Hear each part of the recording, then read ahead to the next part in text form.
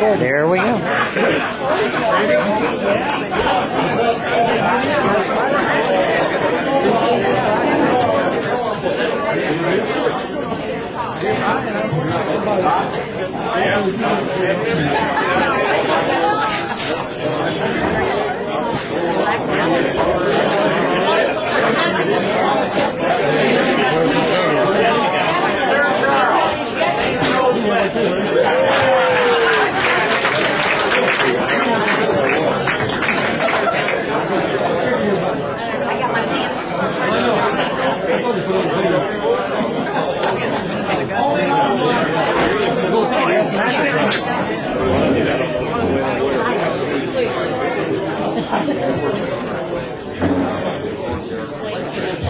Are we ready to rock and roll here? We're ready. Okay. My name's Gary Peters, and they couldn't find anybody else. Being an MC is something like being a body at an Irish wake. They need you for the service, but they don't expect much out of you. So. We'll have just a solemn thought for a second, nothing real heavy. We've got some people to keep in mind. We've got his mother, Sally, is having some situations, and our good friend Ron Peter is here, and we're all thinking about him. And Father Phil Having, I guess they put him in a nursing home. So we got some people to think about, some people to think about, think, whatever it is. Now I introduce the former head table. Okay. This is our guest, his wife Becky. It's all different from the list. I'm not that smart, trust me. Okay. This is Vicki. No. Kathy. A lot of her friends call her Kathy. Anything else you got for me?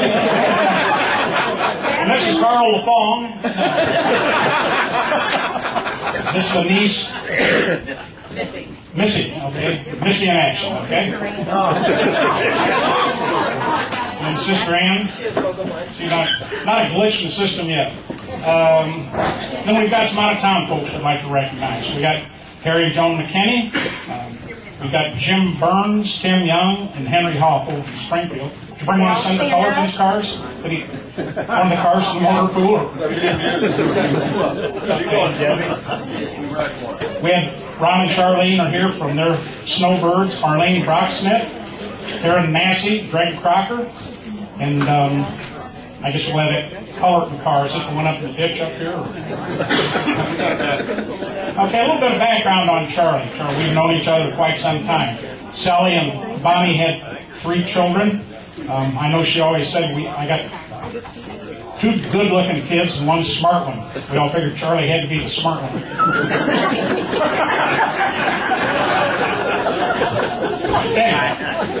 Ann, Charlie, and Leo and I went to St. Rose together. We've got some other St. Rose alums here.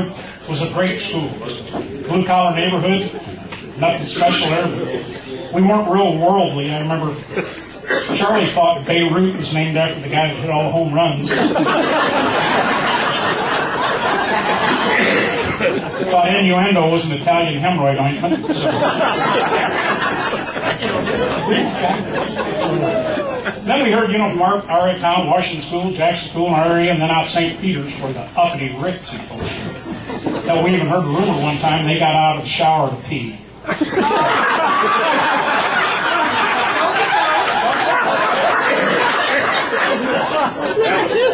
Not much for me, I don't know. Our school, too, there was this one family, Charlie probably remembers it, traditional Sunday meal together with this Catholic family, and the daughter came in and she said, "Daddy, I'm a prostitute." Oh my God, he starts wringing his hands and wailing. He said, "That's terrible, you'll ruin your family." And his wife said, "No. Not Protestant, prostitute." He said, "Oh, thank God."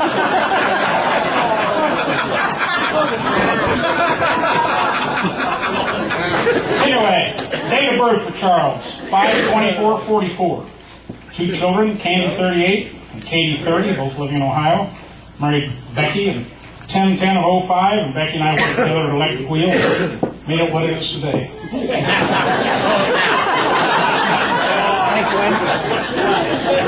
Fine, Charlie's like I am. You know, you have reasons for this. When you're single, you have to finish your own sentences, and then you get married, hell, you don't have to finish your own sentences. Your wife does it for you. Could have been a joke, but as it turned out,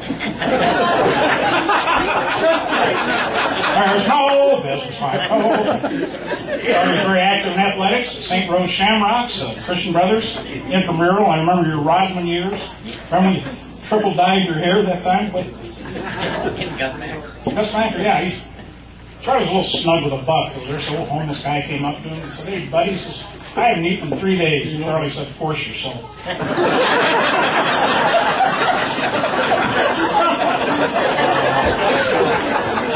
I think this is an opportunity that Becky's thanked a lot of people here, but I think we want to thank Linda. She always does a bang-up job. And just for tonight only,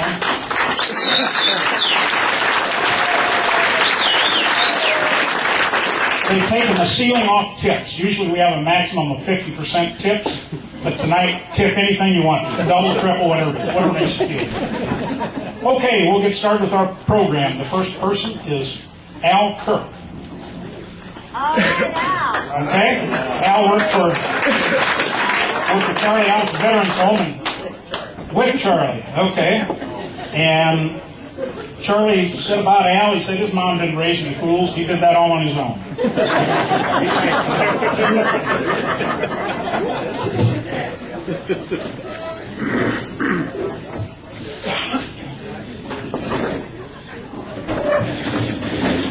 Charles Henry Bowen. They threw the mold away. I met Charlie in 1974. He come out to the Veterans Home. He was kind of like the blind leading the blind. Right, Charlie? I got just a few notes I brought along. Do we have a time limit on this? We don't? Tuesday. Well,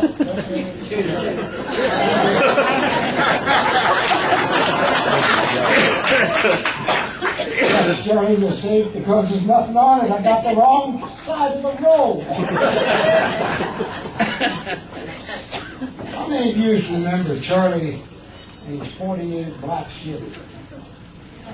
48 Chevy. Anybody remember that? Charlie, do you remember that? Oh, he's quite a boy. Charlie's fine. You know, he was always to work on time. He only left home at 7:45 and look out on North 12th Street, you know.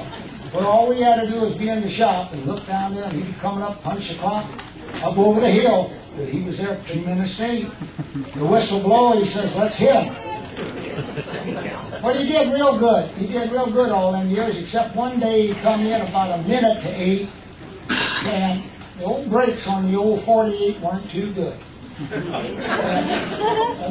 In the parking lots, you know, these concrete barriers. Well, Charlie went right up over the top of the barrier, broke a hole in the oil pan. Well, that was a noontime job. No dinner that day. He had to get the 48 home. JB? Yeah, we put that on there, and I think it was there when we sold the car. Or give it away. You sold it.